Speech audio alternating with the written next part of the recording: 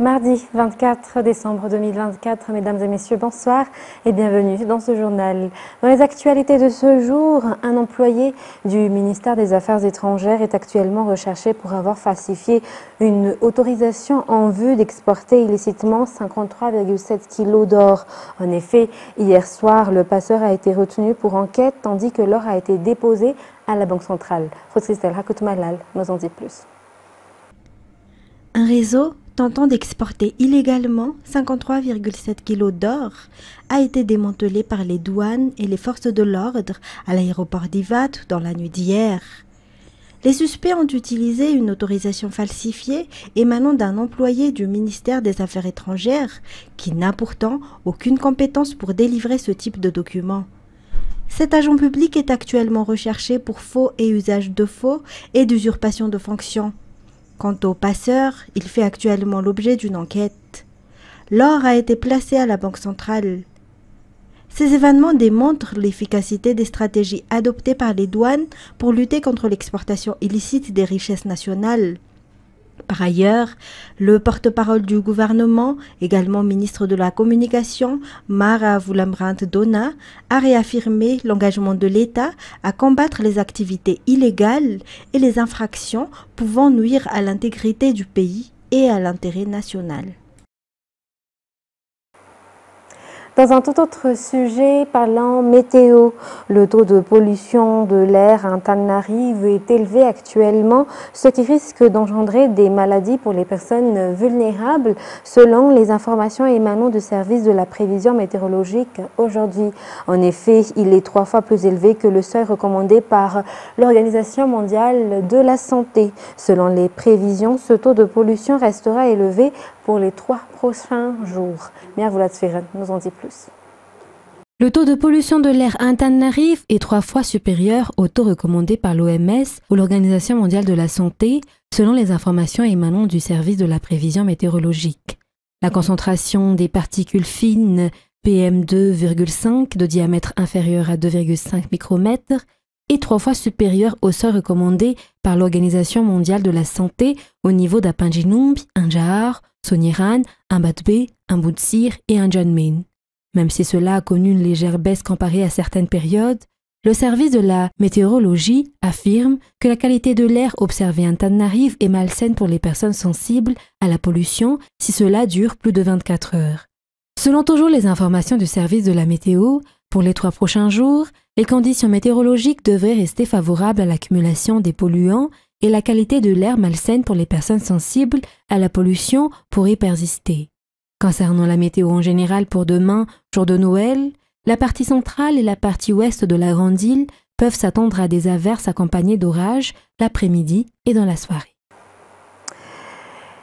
Et la production d'électricité à partir de groupes alimentés au gasoil et au fil lourd pour le réseau interconnecté d'Antananarive-Ouria a été augmentée. Il s'agit d'atténuer les coupures de courant actuelles, une solution qui permettra à la population de profiter des fêtes selon la Jirama.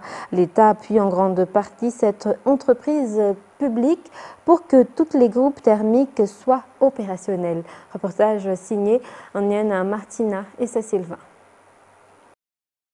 Tous les efforts sont déployés pour atténuer les coupures d'électricité dans le réseau interconnecté d'Antananarive-Ouria, a annoncé la Jirama sur son compte Facebook. Selon les informations fournies par la Jirama, la raison des coupures d'électricité qui se succèdent est la réduction de l'eau dans les centrales hydroélectriques de Manjak et d'Indekalek, ce qui provoque un manque au niveau de la production. En effet, la centrale hydroélectrique d'Indekalek garantit à plus de 50% de la production d'électricité pour le réseau interconnecté d'Antananarive. Pour que chaque foyer puisse passer les fêtes sans coupure, la Jirama a procédé à l'opérationnalisation de tous les groupes fonctionnant au gazole et au fil lourd. Il s'agit d'une stratégie initiée par l'État en appui à la Jirama, selon les informations. Il est possible de combler le manque de production à travers cette stratégie, qui est d'environ 30 MW par jour en cette période de sécheresse. On s'attend à ce que cela atténue en grande partie les coupures de courant pendant les fêtes. Et plus de 8000 policiers sont mobilisés dans toute la grande île pour assurer l'ordre lors des festivités, selon les informations émanant du ministère de la Sécurité publique. Cet effectif a connu une augmentation par rapport à l'année dernière et diverses stratégies ont été déjà mises en place pour assurer l'ordre, surtout dans les grandes villes et dans les endroits où il y a des affluences, selon les précisions rapportées par Saint-Sylvain et Annette Martina dans ce reportage. Des festivités de Noël et de Nouvel An, loin de tout danger, dans l'ordre et la tranquillité, c'est l'idéal pour le ministère de la Sécurité publique. Afin que tout un chacun puisse passer les fêtes sans incident, plus de 8000 policiers sont mobilisés avec pour mission de protéger les personnes et leurs biens ainsi que de réglementer la circulation. Diverses stratégies sont mises en place pour garantir l'ordre et la tranquillité pendant les fêtes. La police nationale intensifie également la campagne de sensibilisation pour éviter les dangers à l'approche de Noël et de la fête de la fin d'année. Nous avons besoin de la coopération de tout un chacun pour pouvoir passer des vacances en toute sécurité, affirme le directeur de cabinet du ministère. Selon les statistiques de l'année dernière, à Noël, 65 personnes ont été arrêtées par la police nationale pour diverses raisons, telles que cambriolage ou encore les vols à la tire. Il y avait aussi ceux qui ont été pris en flagrant délit de vol, ceux qui ont été arrêtés en train de transporter et de consommer de la drogue, et ceux qui étaient en état d'ébriété sur la voie publique.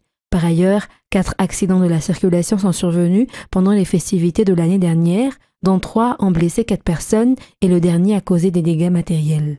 Rappelons qu'environ 2000 policiers ont été mobilisés et ont travaillé pendant les festivités de Noël 2023. Toujours concernant justement pour garantir cette sécurité et le calme pendant ces festivités. Samedi soir, l'Agence régionale des transports terrestres a procédé à des tests surprises du taux d'alcoolémie des automobilistes et des conducteurs de 2 roues dans de nombreux endroits d'Antirabé. Sur les 115 conducteurs testés, il a été constaté que 9 d'entre eux dépassaient le seuil acceptable d'alcoolémie et ont dû faire l'objet de mesures. Ce contrôle a été fait pour que tout le monde puisse passer les festivités sans risque. Reportage de Jameson Rajanarman, notre correspondant à Antirabé. Samedi soir, l'Agence régionale des transports terrestres a procédé à un contrôle surprise du taux d'alcool des automobilistes et conducteurs de 2 roues circulant à Antirabé et au niveau de nombreux lieux de vente de boissons en collaboration avec la police nationale et auprès du contrôle technique des véhicules. Des sensibilisations ont été tenues en parallèle sur les conduites à tenir pour ces conducteurs afin d'éviter tout danger. Les conducteurs qui ont été contrôlés estiment que cette descente inopinée est nécessaire pour éviter les accidents. Parmi les 115 conducteurs testés, il a été constaté que 9 d'entre eux, pour la plupart des conducteurs de 2 roues, dépassaient la limite de consommation d'alcool autorisée et des mesures ont été prises à leur encontre. De tels contrôles se poursuivront dans les endroits populaires et surtout au niveau des lieux de vente de boissons alcooliques pendant cette période de fête afin que tout le monde puisse passer les fêtes sans risque. Dans un tout autre sujet, parlant bilan, le projet FDIRIAF a été un succès pour le ministère de l'Enseignement technique et de la formation professionnelle, selon justement le bilan de la ministre hier. De nombreux jeunes ont répondu à l'appel des jeunes intéressés par la création d'emplois. Les formations au sein du projet FDIRIAF ne nécessitent pas de diplôme ou de qualification particulière. Elles ont été également gratuites. Reportage de Radhaman Zatouf et Anzara Razonarvel. Tous les chefs-lieux de province et 5 régions ont déjà fait l'objet de la tournée du projet FDIRIAF depuis le début de ce projet, à l'initiative du ministère de l'Enseignement technique et de la formation professionnelle. Un projet qui vise à créer des emplois pour tous pour orienter ceux qui ont envie d'apprendre un métier. Il existe de nombreux types de services parmi lesquels les formés ont pu choisir, comme la couture, la mécanique automobile, l'informatique, la métallurgie, la coiffure et l'esthétique, la pâtisserie, ainsi que diverses autres formations. Des dizaines de milliers de jeunes ont rejoint le projet lors des tournées cette année 2024 pour des formations qui correspondent aux ressources des régions ou des besoins de ces localités selon les informations. Le projet FDIRIAF du ministère de l'Enseignement technique et de la formation professionnelle se poursuivra dans d'autres régions selon toujours les précisions. Et parlons à présent action sociale en cette veille de la fête de Noël. Maman Olga, la mère du président de la République, a distribué des présents aux fidèles, membres de sa cellule de prière, pour marquer cette fête de Noël aujourd'hui. Fin de scène Mireille, Yves Janel. Cette journée est une journée particulière pour la cellule de prière dirigée par Maman Olga Radzuiln à Ambuibao. Outre la cellule de prière en soi, c'est un moment de partage et de distribution pour ces fidèles chrétiens qui ont reçu des cadeaux de la part de la mère du président de la République. C'est un Noël de partage pour renforcer l'unité et la solidarité en cette période de fête de Noël.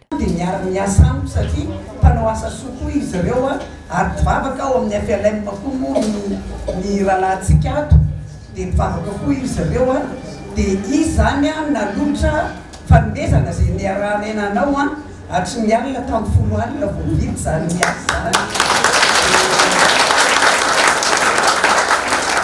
Isaorana azy be dabe tsy vitan'izay fa mbola nanomana enveloppe koa izahay indrindra fa zareo amitsika zany dia isaorana lehibe no atolotra azy izahay vavaka. Dia mbola tsy mitsahatra misaotra midera mankalaza ary manome voninahitra anao zay ry Tompo Andriamanitra eo rainay ianao amin'ny alalan'i Jesosy Kristy zanakao. Lideranao zay satria tsara loatra ianao ary tena mpanao tsara. Ka izany lideranay ianao amezanay voninahitra anao. Koa misandrata Tompo, misandrata any amin'ny avo indrindra anao fa mendrika eo anao zany. Raiso zany aja voninahitra tolotra ianao zany fa zany ny vokatry ny fonay. Ianao koa nefa niteniny hoe taminay fa izay manome voninahitra hoy ianao dia omeko voninahitra ihany koa ka dia raisinay am-pifaliana koa Tompo samy voninahitra mianao anay tsirairay avy zany. Dia makasitraka indrindra amin'izany rehetra zany. Ankehitriny ary ireo ny malalanao, ireo ilay nofidinao, ireo ilay efa menao asa tena hoe manao soa ho an'ny madinika. Dia tanterahan'izy ireo zany amin'ity androny ity Jesosy dia voninahitra no tolotra ianao ary isaorana ian'izy efatra menadara izay nalotra fa lehibe tokoa ny fitiavany ary ny valim-pitiny tsy ety an-tany fa ny an-danitra.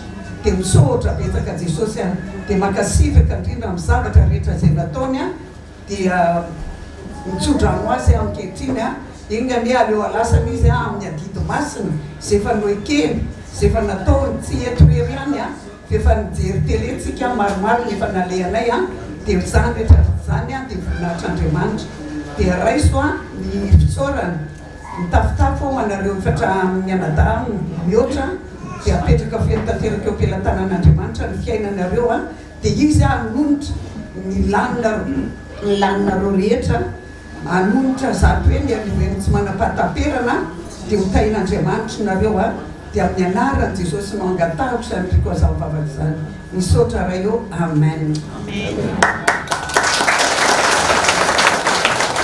Cette distribution de cadeaux au sein de cette cellule de prière a eu lieu grâce à la collaboration entre les bienfaiteurs et Maman Olga Radzuiln.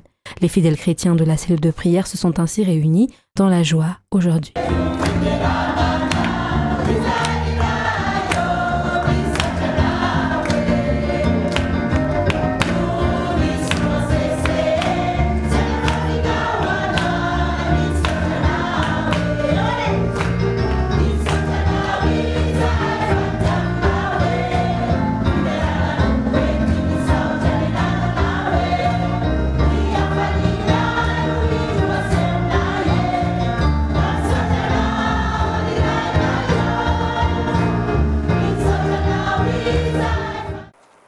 Passons à présent aux actualités internationales. Deux anciens premiers ministres, Elisabeth Borne et Emmanuel Valls, et la droite, bien représentée par Gérald Darmanin à la justice et Bruno Retailleau, reconduit à l'intérieur, font partie du gouvernement de François Bayrou, dévoilé hier soir. France 24. Bonsoir mesdames. François Bayrou avait promis un nouveau gouvernement avant Noël, promesse tenue. Sur le perron de l'Élysée, Alexis Kohler dévoile la liste tant attendue. Le président de la République a nommé Madame Elisabeth Borne, ministre d'État, ministre de l'Éducation nationale, de l'Enseignement supérieur et de la Recherche. Parmi les autres retours remarqués, Monsieur Manuel Valls. Celui de Manuel Valls, nommé ministre des Outre-mer. L'ancien Premier ministre socialiste était absent de toute fonction gouvernementale depuis décembre 2016. Gérald Darmanin, lui, hérite du ministère de la Justice. Pour ce nouveau gouvernement, le Premier ministre avait une ambition, composée avec des poids lourds, mais pas à n'importe quel prix. Xavier Bertrand a été écarté in extremis. Le Premier ministre m'a informé ce matin, contrairement à ce qu'il m'avait proposé hier, qu'il n'était plus en mesure de me confier la responsabilité du ministère de la Justice en raison de l'opposition du Rassemblement national. Respecter les équilibres politiques et ménager les susceptibilités, le défi est complexe et le résultat sera scruté de près. Peu d'ouverture à gauche, si ce n'est François Rebsamen, nommé ministre de l'aménagement du territoire et de la décentralisation. Mais comme Manuel Valls, depuis longtemps, il avait pris ses distances avec le Parti socialiste. Dans ce nouveau gouvernement, il y a aussi ceux qui restent. Jean-Noël Barrot garde son portefeuille au ministère des Affaires étrangères, tout comme Sébastien Lecornu aux armées. Annie Genvar à l'agriculture et Rachida Dati qui reste ministre de la Culture. Avec ce gouvernement, François Bayrou, 4e Premier ministre en 2024, espère réussir à éviter la censure. En Allemagne, le chef de l'État a lancé aujourd'hui un appel à l'unité et à la cohésion après l'attaque meurtrière sur un marché de Noël à Magdebourg. L'AfD, le parti d'extrême droite allemand, continue de soutenir la thèse d'un attentat islamiste et a organisé un rassemblement hier soir pour demander la fermeture des frontières. France 24. Un rassemblement politique quelques jours après l'attentat du marché de Noël de Magdebourg. L'AfD, le parti d'extrême droite allemand, organisait une manifestation mémorielle lundi soir, disant vouloir saluer la mémoire des 5 morts et 200 blessés de l'attaque à la voiture bélier. Sur le lieu exact du drame, les cadres du parti se sont succédés pour prendre la parole avec leur rhétorique habituelle. Chers amis, nous sommes réunis ici, un jour avant la nuit de Noël, pour nous souvenir des victimes d'un acte de folie. Un acte qui dépasse l'imagination de tous ceux qui sont présents, un acte commis par un islamiste plein de haine pour ce qui constitue la cohésion humaine. La piste de l'islamisme a pourtant été écartée par les forces de police, puisque l'attaquant du marché de Noël qui a été arrêté avait exprimé des opinions anti-islam. Mais ses origines saoudiennes et son statut de réfugié ont été pointés du doigt par le parti d'extrême droite. Dans la foule, les sympathisants de l'AfD expriment des opinions ouvertement xénophobes. Je suis ici pour marquer une fin, dire que cela ne peut plus durer. Ce n'est pas un cas isolé et une fois de plus, il s'agit d'une personne d'un autre pays. L'attaque de Magdebourg a relancé le débat sur la sécurité et l'immigration dans le pays, alors que des législatives anticipées auront lieu en Allemagne en février prochain. Mais cette récupération politique de la part de l'extrême droite a choqué les personnes venues se recueillir pour honorer la mémoire des victimes. À quelques mètres d'ici, l'AfD est le seul parti politique à avoir organisé un rassemblement aujourd'hui pour raconter sa propre version des faits en quelque sorte. Mais aujourd'hui, ce n'est pas le jour de la politique, c'est le jour du peuple. Dans les sondages, le parti d'extrême droite est crédité d'environ 20% des intentions de vote, derrière les conservateurs, mais devant le parti de centre-gauche de l'actuel chancelier Olaf Scholz. Toujours à l'international, en Syrie, alors que la nouvelle coalition au pouvoir à Damas a appelé à la dissolution des groupes armés dans le pays, certaines minorités restent sur leur garde vis-à-vis de Hayat Tahrir al-Sham. Parmi elles, également, les brigades druzes installées dans le sud de la Syrie refusent pour l'instant de rendre les armes. France 24. Une danse pour renouveler leur allégeance. Cette délégation d'une brigade de combattants s'est déplacée avec ses armes et son chef religieux pour rejoindre l'homme fort de Soueda, le bastion druze syrien. Une poignée de main pour resserrer les liens. Sheikh Bassam est à la tête d'une petite armée de 7000 hommes au sud du pays et il accueille volontiers tous ceux qui lui jurent fidélité. Tous ces noms, ce sont les volontaires de mon village. Il y en a plus de 250. Que Dieu vous protège. Vous êtes le bienvenu et grâce à vous, nous avançons. Les nouveaux maîtres de Damas sont appelés à la dissolution des groupes armés. Mais pas question pour eux pour autant de lâcher pour l'instant leurs fusils. Les temps sont incertains et compter sur les siens par précaution vaut aussi bien que toutes les promesses du nouveau gouvernement de transition. Votre visite nous a honorés. Nous, les brigades ici, on est tous unis. Mais on refuse catégoriquement de rendre les armes. Nous, on est sur le terrain. Et on lit la réalité avec crainte et méfiance. Les Druzes vivent à cheval sur les frontières entre Israël, le Liban, la Jordanie et la Syrie. Ils pratiquent un islam très modéré. Cher al-Hajri est leur leader spirituel syrien. Et même si ici ils ne sont qu'une minorité d'1 demi-million d'âmes, lui veut croire à un avenir commun avec tous les autres Syriens. À l'instant, j'avais une délégation des tribus bédouines. Tous veulent un État laïque et démocratique et dans lequel tous les tissus de la société se sentent en paix dans un État de droit.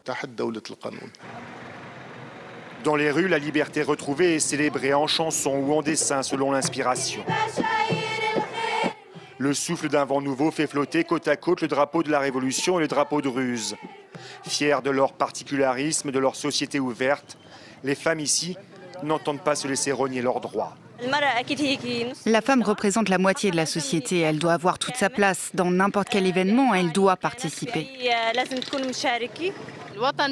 Le pays n'est pas réservé qu'aux hommes. Nous aussi, on a un rôle important à jouer. Depuis la prise de pouvoir des islamistes d'Ayat Tahrir al-Sham, aucun représentant du nouveau pouvoir syrien n'est venu dans cette place forte druze de Souyaïda. Sur ce, mesdames et messieurs, c'est la fin de ce journal. Nous vous remercions de votre fidélité.